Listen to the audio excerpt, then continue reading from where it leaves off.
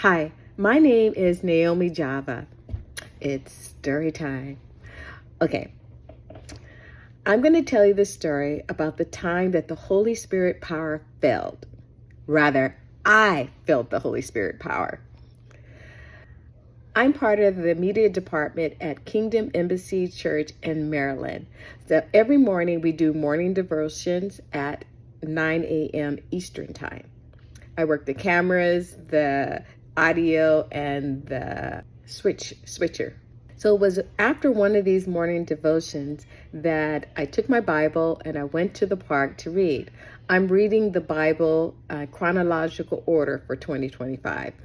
So after I read my Bible verses for that morning, I started walking back to the church and I noticed a UPS guy. He was delivering packages and he was limping instead of walking normal. So I caught up with him and I said, "Hey, what's happening with your knee?" He goes, "No, it's not my knee, it's my ankle. I stepped down wrong at a couple of stops back. So it's really irritating me right now." And I said, "Oh, sorry to hear that." And then I kept walking. Then I saw an angel. I said, "Fine, I'll go back and pray for him."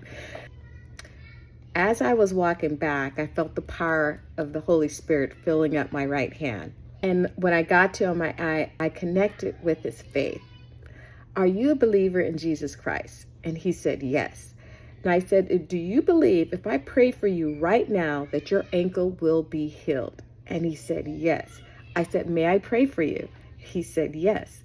So then I started praying for him, but the power was only trickling out. It was not spewing out like it normally does.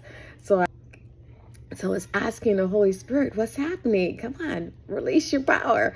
And so let me explain. It was like when you go and you turn on your water spigot and then you go to the other end of the hose and all you see is drip, drip, drip because the holes were pinched somewhere along the line.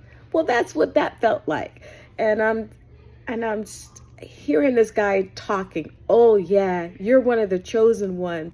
Do you think that the reason why the power is not being released is because I have something in me?" And I'm totally ignoring him and I'm totally concentrating on the Holy Spirit and say, "Hey, release your power, come on." But I knew I couldn't keep him long. So I said, "Tonight is Thursday. We have our service tonight. Can you come back to our Thursday night service? And I guarantee your ankles will be healed." And he said, "Yes, he can."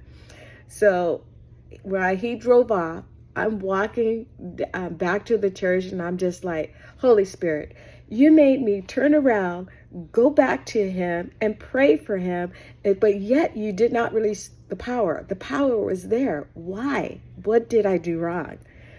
And he didn't answer. He didn't answer until the next morning. The next morning, he showed me a vision of just the guy's eyes. And the eyes, he had a demon in him.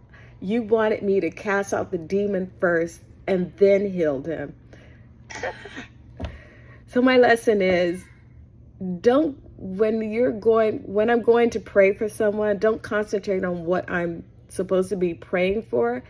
Look in his eyes as I'm praying and to make sure that everything is clear before I pray.